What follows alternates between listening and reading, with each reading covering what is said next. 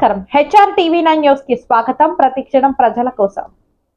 హయాంలోనే రైతు బజార్లకి నాంది పలకటం జరిగింది.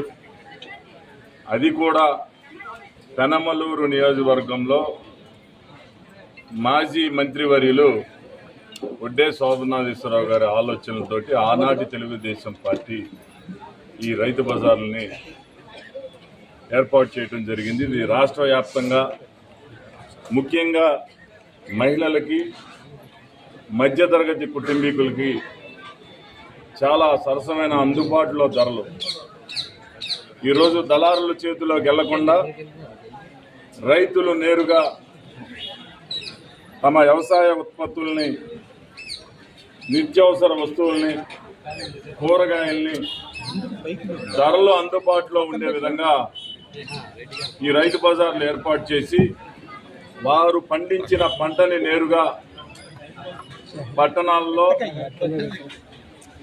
మండలాల్లో రైతు బజారుల ద్వారా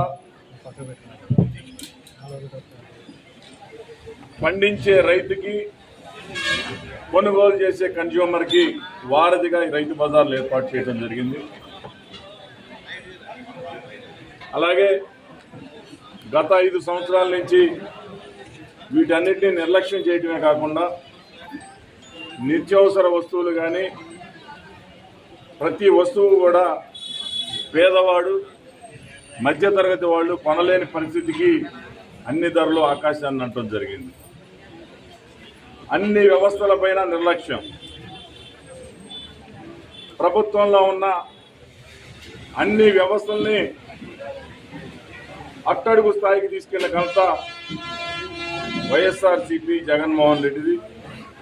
కేవలం కక్ష సాధింపు చర్యలు,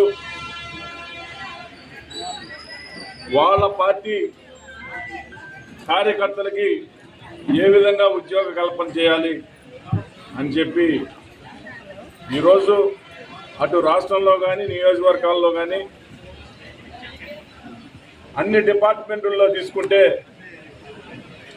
ఏ విధంగా వ్యవస్థలన్నీ మరి వీళ్ళ నిర్లక్ష్యానికి బలైనయో అన్నీ తెలుస్తూ ఉన్నాయి. ఈరోజు మరి నాదెండ్ల మనోహర్ గారు కానీ, పవన్ కళ్యాణ్ గారు, చంద్రబాబు నాయుడు గారు,